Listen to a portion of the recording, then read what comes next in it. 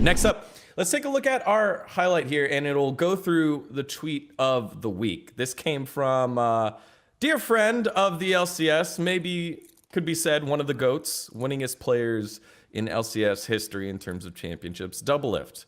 Doublelift had some choice words for one of his former teams. Can TL draft like humans next week? Let's find out. LS, you took particular, it made you feel some type of way, as people like to say. What was that way that you felt? So I felt like the tweet's really weird because it reinforces an idea of having to do easy things rather than learning how to play things that are better if you learn to walk a thin line, right? And one of the things that instantly comes into my mind is like, so I'm going to reference StarCraft or something, or like even Melee.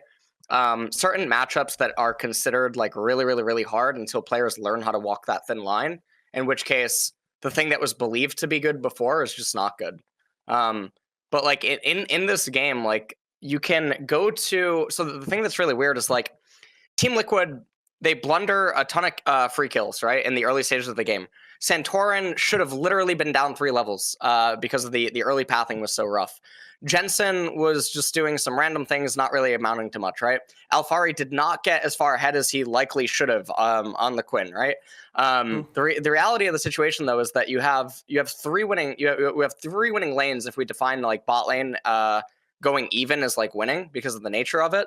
And then the game, despite all of these things going horribly bad for TL in like a suboptimal manner, what ends up happening is we come to this point in the game where Team Liquid is posturing around Baron. And it's really, there's no way for either team to realistically just stop and do the Baron, right? And somehow, despite so many things going wrong, the game actually developed to this point, even though Team Liquid ended up experiencing a lot of things that I would actually say is unnatural. You know, so it's not something that I think is likely to be recreated. So, I mean, at this stage of the game, when you see the minimap, like Jensen just pushed a wave into top lane, Quinn's down there in bottom lane, Quinn's gonna come up through mid river, and Tactical's gonna shove out the wave, right? But the thing is that after this, they group mid, they shove in mid, they move over to left side jungle. Now, no one can actually do Baron, and there's a minute until Drake comes up.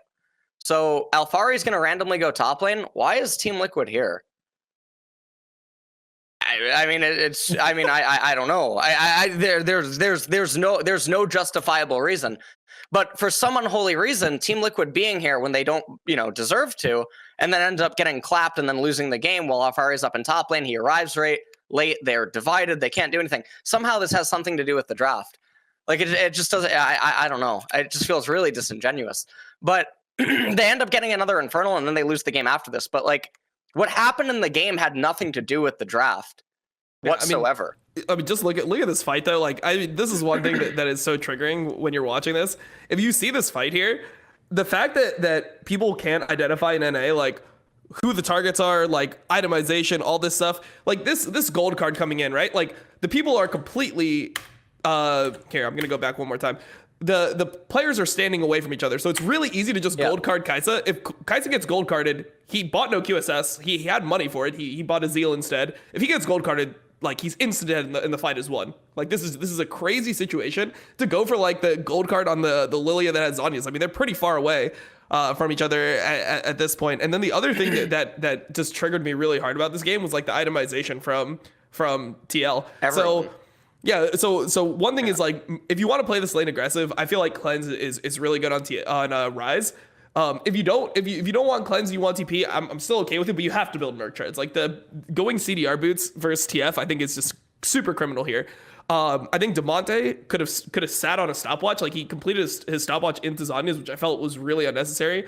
Like if you want to have the stasis, that's fine, but he didn't even use the stopwatch, so like. It feels really weird to upgrade into Zhonya's here where there isn't like that many things that you should need to Zhonya's, and then Tactical not building QSS makes no sense as well. So there was a lot of things that I just didn't like in terms of like itemization. Like TL can win this game if they get Mercs on Rise, they have QSS on Kai'Sa. Like it's definitely a winnable game.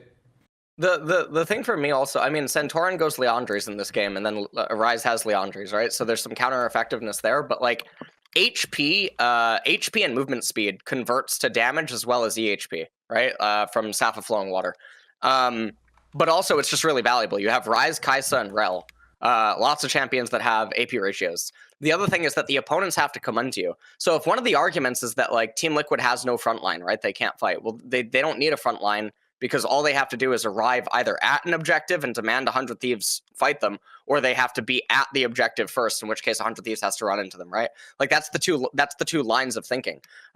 This is really akin to like Zerg versus Protoss or something in StarCraft, right? And 100 Thieves are the Protoss team composition. So like in a traditional sense, if you're trying to fight in like a, Zug and just fucking go forward like an orcish horde, then yeah, you're going to have a really bad time, right? But if you let Lilia open up the fight and you have proper itemization, 100 Thieves are forced to come into you, right? Because it's ultimately Lilia versus Ezreal. That's what the whole like dance is going to end up being, but Lilia is going to be better. If they're on the objective, they're in a disadvantageous position. If you're already on the objective, you have Lilia versus Ezreal, and then again, they're in a disadvantaged position because they're forced to run into you. So there's a lot of stuff going on here. I think Stormrazor on Alphari is also kind of troll. I understand why he's building it for like kiting purposes, but I think Phantom Dancer is just a lot better. But then also, I mean, yeah, what Dom already pointed out is also totally fine, even more so because Team Liquid's on red side, so 131 has less potency just due to map layout and proximity to Baron in the later stages, so you don't actually need teleport. But yeah, I don't know. I took gripe with the tweet because I think it reinforces the idea of not learning how to play team comps like this, when the reality is I think if this is Dom 1 versus Dom 1, you always want to beat Team Liquid's team composition because it's actually not that hard to do these dances, and then the upside is just way too great. Yeah.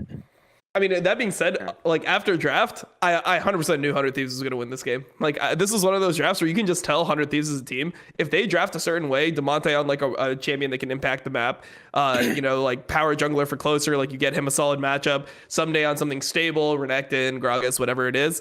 I feel like those are just situations where 100 Thieves thrive. So I feel like, in NA, it's less about, well, like I actually have lower post-draft prediction rate than pre-draft prediction rate because I feel like it's less about having a good draft and just being like, do you have a good draft for your own team? And 100 Thieves, they got their draft for themselves. Like they're gonna win games like this in NA. Like I don't think that TL is gonna be able to. I think that what ends up happening is normally you're just gonna see like TF bans and things like that. That'll be the adaptation instead of actually playing the same draft again. Well, something that's really interesting is the point that you just mentioned about post-draft prediction rate. I remember when I was doing it for LEC, LCK, and NA, I had the least accuracy out of the regions because it almost just feels like the players can't like live up to it's really weird. That's what I was going to say. It feels like LSU thinking optimally this draft should win. And here's the NA spaghetti all over the place. Whereas Dom's like, oh, this draft isn't necessarily the optimal draft, but it's the optimal draft for this team. So like, what do you go with? And you go with what it works for that team, right? So when we say what is the best draft, it's like a fit. What's the best fit for the team? Yeah, I mean, I predicted CLG to win like a couple of these games too. Like I predicted them post-draft. I'm like, oh, of course they're gonna win this, and yeah, they just never do. So it is what it is. I mean, I guess they beat Golden Guardians, but it's been rough in terms of my post-draft predictions in LCS. It feels like bottom teams are just super coin flip. Like you don't know what Immortals is showing up. Are they actually gonna like play lanes well? Are they gonna be able to like make proactive things happen, or are they gonna roll over and die? It's really hard to tell.